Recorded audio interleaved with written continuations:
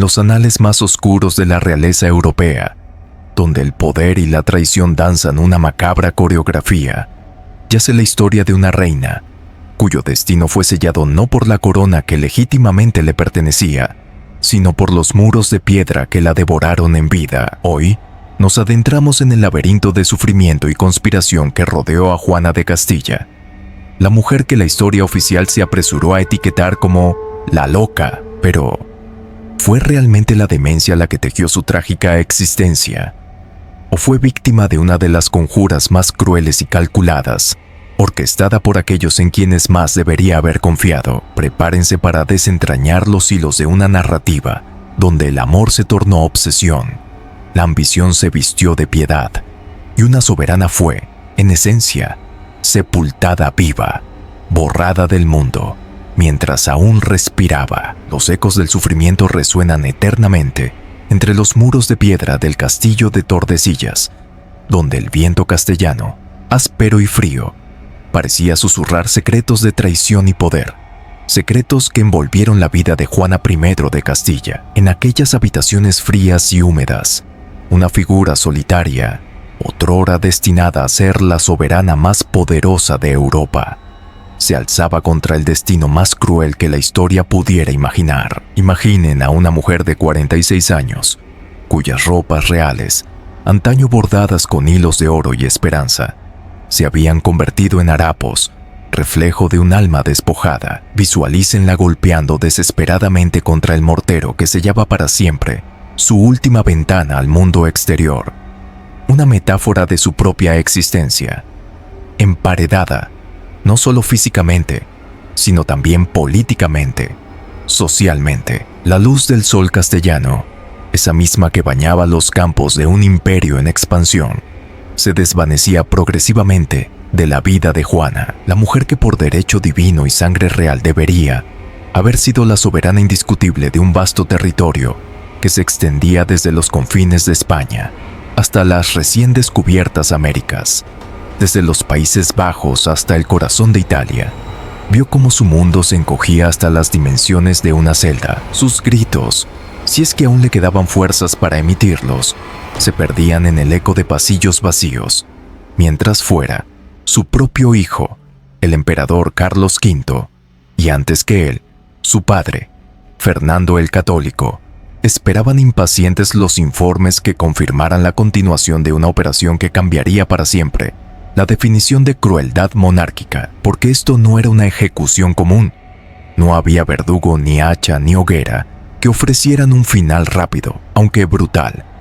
El castigo elegido para Juana era infinitamente más siniestro: ser emparedada viva, condenada a existir como un fantasma en vida, una sombra errante durante décadas interminables. La mujer que había nacido para gobernar un imperio estaba siendo literalmente borrada del mundo por aquellos que, irónicamente, debían protegerla y asegurar su legado. Pero, ¿qué crímenes había cometido esta reina para merecer tal destino? ¿Era realmente la figura desquiciada que la historia oficial, escrita por los vencedores, se esforzó en pintar durante siglos? ¿O fue simplemente una víctima inconveniente, una pieza en el ajedrez de la ambición masculina sin límites? Una mujer cuya inteligencia y pasión fueron tergiversadas para justificar su anulación.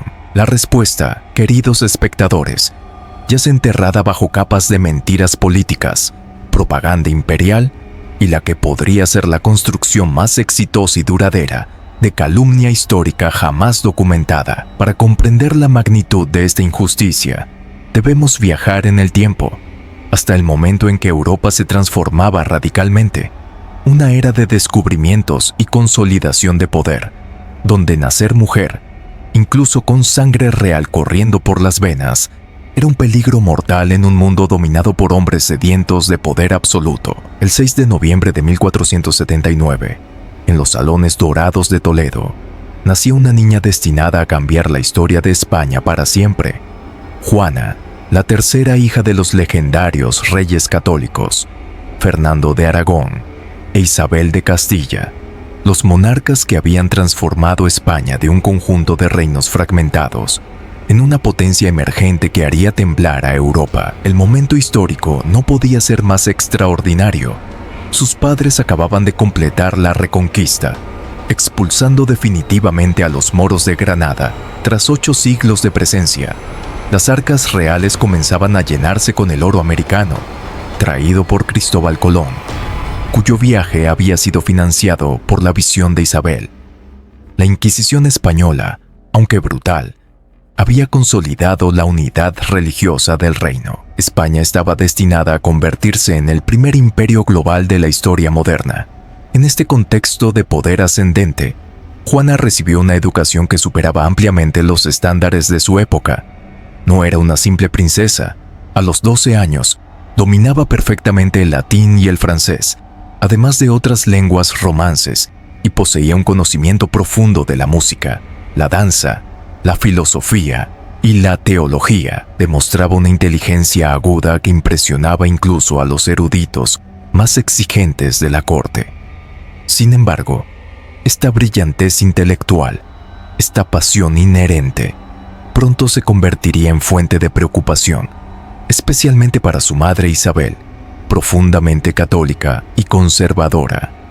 La joven princesa mostraba una inquietante tendencia a cuestionar dogmas religiosos, a buscar respuestas más allá de la fe ciega, un rasgo extremadamente peligroso en un país donde la Inquisición acababa de establecer su reinado de terror. No cierto, sus preguntas teológicas y su preferencia por la filosofía sobre la devoción ciega alarmaban a una corte donde la ortodoxia religiosa se había convertido en cuestión de supervivencia política. Un clérigo, en una carta confidencial a la reina Isabel, llegó a escribir: «La princesa habla con demasiada libertad sobre asuntos que deberían permanecer incuestionables. Su mente inquieta podría traer problemas futuros, pero en aquella época, el destino de una princesa no se determinaba por su inteligencia o personalidad, sino por su valor estratégico en el complejo tablero de ajedrez de la política matrimonial europea.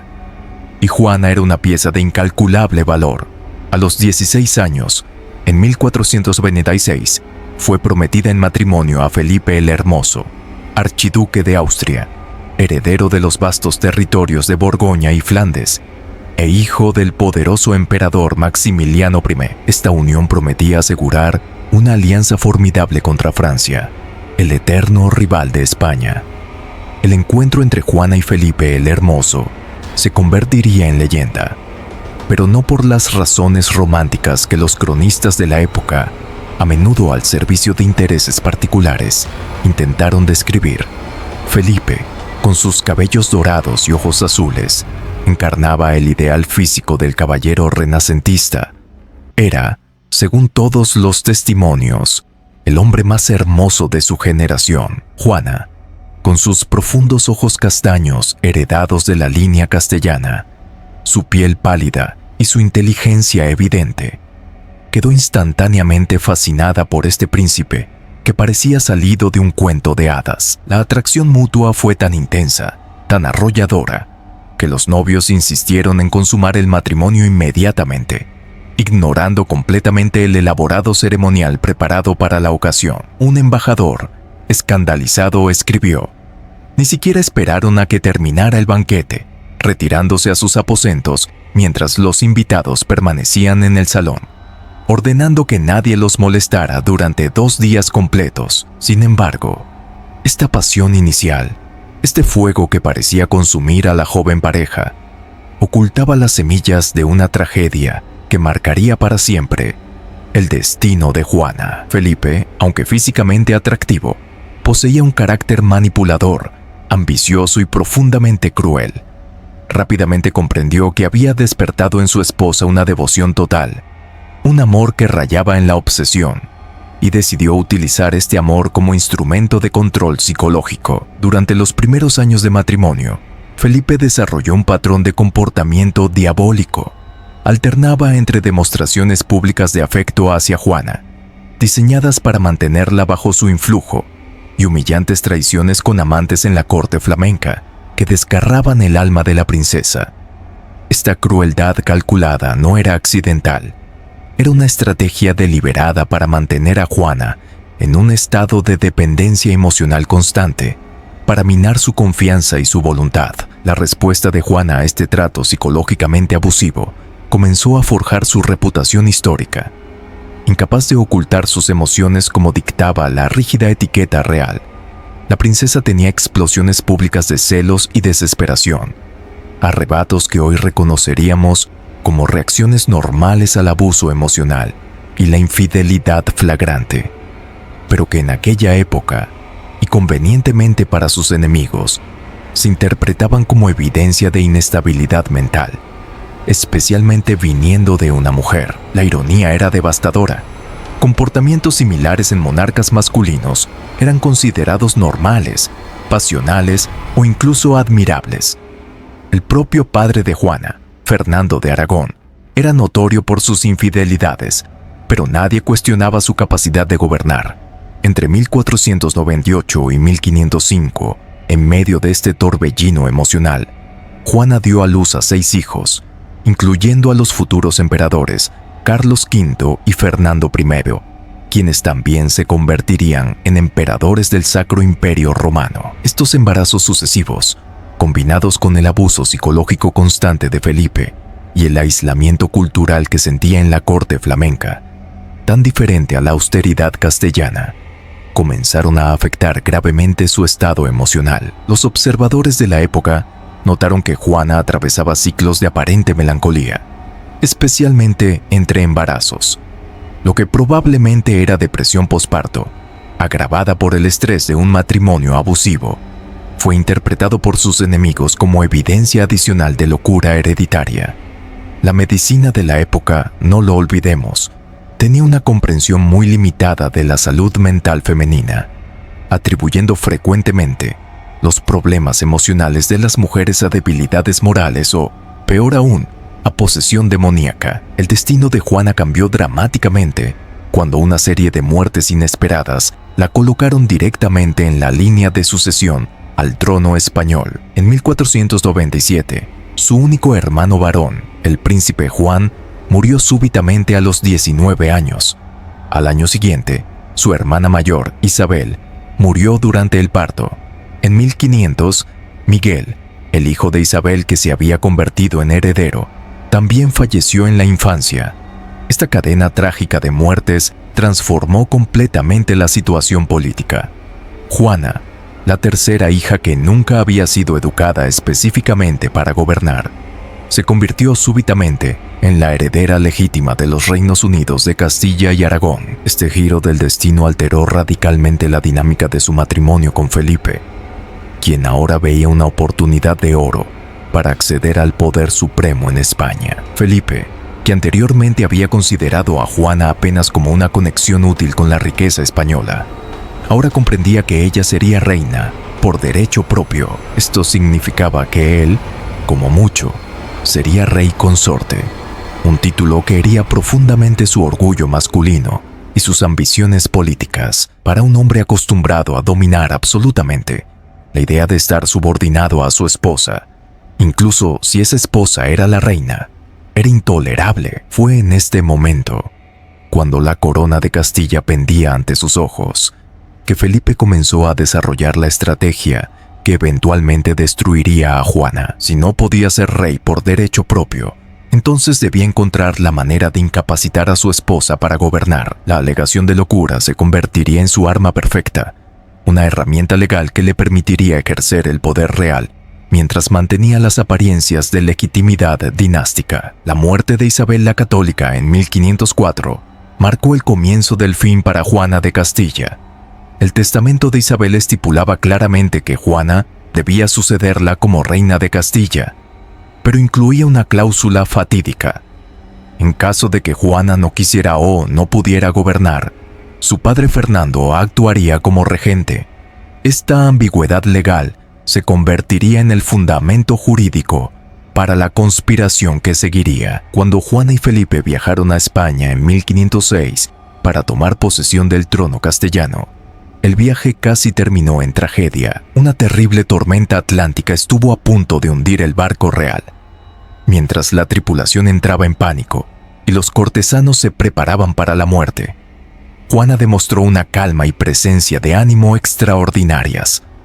Ató a su cintura los documentos más importantes del reino, junto con una considerable cantidad de oro, declarando con serenidad: si naufragamos, al menos encontrarán mi cuerpo y sabrán que soy la reina de Castilla. Este comportamiento racional bajo presión extrema contradice completamente la imagen de locura que posteriormente sería construida por sus enemigos.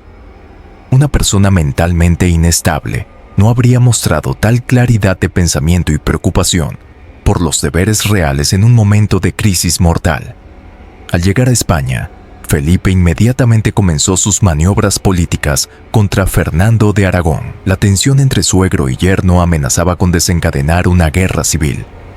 Fernando, percibiendo que carecía del apoyo necesario entre los nobles castellanos, se retiró estratégicamente a su reino de Aragón, permitiendo que Felipe fuera reconocido como rey de Castilla junto con Juana. Sin embargo, las acciones de Felipe dejaban claro que no tenía intención de compartir el poder real con su esposa. Sistemáticamente, comenzó a aislar a Juana de todos los asuntos de gobierno. Los rumores sobre su supuesta locura, cuidadosamente plantados por los partidarios de Felipe, empezaron a circular por toda la corte. Cualquier muestra de emoción por parte de Juana, incluso las lágrimas naturales por la muerte reciente de su madre, era presentada como evidencia irrefutable de desequilibrio mental. La estrategia era diabólicamente efectiva: crear una narrativa de locura que justificaría la exclusión total de Juana del poder que legalmente le pertenecía, en una época donde el concepto de enfermedad mental femenina estaba fuertemente asociado con la incapacidad moral y legal. Estas acusaciones tenían el poder de destruir completamente la legitimidad política de cualquier mujer, incluso una reina. El 25 de septiembre de 1506, Felipe el Hermoso murió súbitamente a los 28 años, después de beber agua fría durante un juego de pelota. Aunque algunos historiadores han sugerido envenenamiento, la causa más probable fue fiebre tifoidea o neumonía fulminante. Su muerte inesperada cambió completamente el equilibrio de poder en España y selló definitivamente el destino trágico de Juana. La reacción de Juana ante la muerte de su esposo se convirtió en el episodio más explotado por quienes buscaban demostrar su locura. Los relatos tradicionales, cuidadosamente exagerados por sus enemigos, describían a una mujer que se negaba a sepultar el cadáver, viajando con él por toda Castilla, abriendo ocasionalmente el ataúd para besar los pies del difunto y permitiendo solo viajes nocturnos para proteger al fallecido de tentaciones femeninas. Sin embargo, documentos contemporáneos revelan una realidad muy diferente. Juana, de hecho, ordenó que el cuerpo fuera embalsamado profesionalmente y transportado a Granada, el lugar de sepultura que Felipe había escogido. El viaje fue interrumpido múltiples veces, no por caprichos de Juana, sino por complejas disputas políticas sobre el control del reino y por la necesidad de asegurar la lealtad de las ciudades por las que pasaban. La costumbre de mantener vigilia sobre el cuerpo de un ser querido tampoco era inusual en la época. Era, de hecho, un deber real y religioso esperado. Lo verdaderamente importante no era el comportamiento de Juana, que permanecía dentro de los parámetros normales del duelo aristocrático, sino lo que su nueva situación representaba políticamente. Con Felipe muerto, Juana era ahora indiscutiblemente la reina legítima de Castilla, sin ningún consorte que pudiera reclamar autoridad sobre ella. Para los hombres poderosos de su época, esto era absolutamente inaceptable. Fernando de Aragón regresó rápidamente a Castilla, declarándose regente según las provisiones del testamento de Isabel. En una reunión aparentemente cordial con su hija en Tórtoles, le prometió públicamente respeto y apoyo. «Tú gobernarás, hija mía, y yo te aconsejaré como un padre debe hacer con su reina». Estas palabras sonaban nobles y paternales, pero ocultaban una realidad muy diferente. En privado, Fernando ya había tomado la decisión que condenaría a Juana. Jamás permitiría que ejerciera el poder que le correspondía por derecho divino y sangre real. La idea de una mujer gobernando independientemente, tomando decisiones sin supervisión masculina, era tan amenazante para el orden patriarcal establecido que cualquier método para impedirlo parecía justificado, incluso el encarcelamiento perpetuo de su propia hija. En 1509, Fernando de Aragón ejecutó la primera fase de su plan para neutralizar definitivamente a su hija. Utilizando la fuerza militar, confinó a Juana en el convento de Santa Clara en Tordesillas, donde permanecería prisionera por el resto de su vida. Este primer confinamiento, aunque ya brutal, aún permitía ciertas concesiones. Juana podía recibir visitantes selectos y mantener contacto limitado con el mundo exterior. Sin embargo, este aislamiento parcial no eliminaba completamente la amenaza política que Juana representaba. Aunque estaba físicamente confinada, seguía siendo legalmente la reina de Castilla. Todos los decretos reales se emitían oficialmente en su nombre, aunque ella no tuviera participación alguna en su contenido. Fernando, como regente, necesitaba mantener la ficción de que gobernaba en nombre de su hija, incapacitada, no como un usurpador del trono. Esta situación ambigua se mantuvo hasta 1516, cuando Fernando murió y el poder pasó a manos de Carlos, el hijo mayor de Juana, que tenía apenas 16 años. Inicialmente nombrado regente de Castilla, Carlos rápidamente demostró que no tenía intención de devolver jamás el poder a su madre legítima. La regencia, que debía ser temporal hasta su mayoría de edad, se convirtió en una usurpación permanente. En 1517, Carlos visitó a Juana en Tordesillas por primera vez. Este encuentro fue crucial, y las versiones de lo que ocurrió varían dramáticamente según la fuente. La narrativa oficial, promovida por los partidarios de Carlos, describía a una mujer en estado lamentable, vestida con harapos, negándose a bañarse, completamente irracional y claramente incapaz de gobernar. Pero cartas confidenciales de miembros del séquito de Carlos cuentan una historia completamente diferente. Un consejero escribió en privado: la reina madre habló con notable claridad sobre los asuntos del reino, cuestionando decisiones tomadas en su nombre y expresando el deseo de ser informada regularmente sobre el gobierno.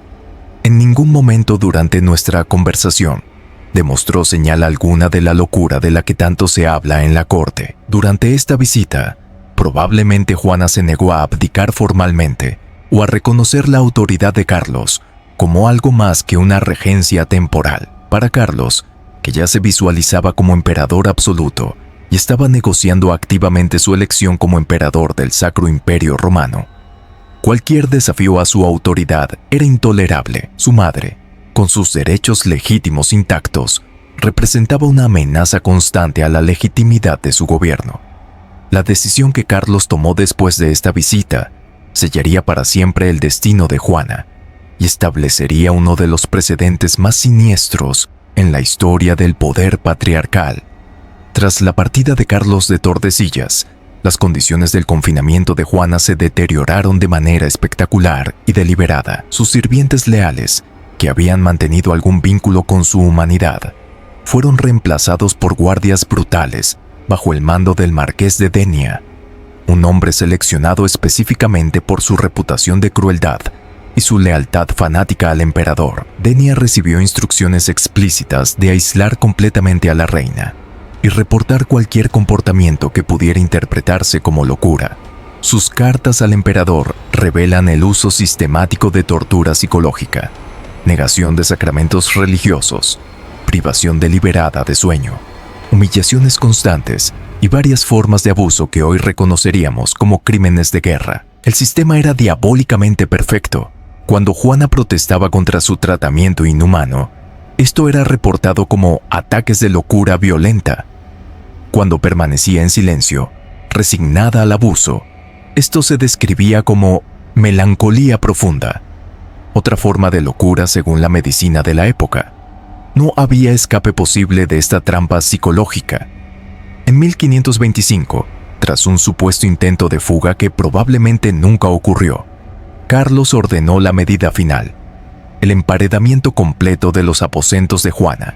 Los albañiles llegaron con la primavera y comenzaron metódicamente a sellar todas las ventanas, excepto una abertura diminuta e inalcanzable que permitía apenas la entrada de luz suficiente para sobrevivir. La puerta principal fue reemplazada por una pared sólida, con una abertura mínima para pasar comida y retirar desperdicios. La única entrada real a los aposentos quedó bajo el control exclusivo del marqués de Denia, quien mantenía las llaves de una puerta secreta. Juana de Castilla, la legítima reina de España, había sido literalmente emparedada viva en su propio castillo durante las próximas 3 décadas, mientras su hijo construía el imperio más vasto desde Roma. Juana existió como un fantasma viviente detrás de muros de piedra. Su voz fue tan efectivamente silenciada que el mundo olvidó su existencia, creyendo en la mentira cuidadosamente construida de su locura. Solo en los últimos años de su vida, cuando San Francisco de Borja la visitó en 1554, alguien documentó la verdad. Encontró a una mujer reducida a esqueleto viviente, pero con ojos que aún ardían con inteligencia real y dignidad inquebrantable. Murió el 11 de abril de 1555, tras casi medio siglo de prisión, víctima de la primera conspiración político-psiquiátrica documentada de la historia moderna. La reina emparedada había encontrado finalmente la libertad, pero solo en la muerte. La historia de Juana la Loca es un sombrío recordatorio de cómo el poder puede corromper y cómo las narrativas pueden ser manipuladas para servir a los intereses de los más despiadados.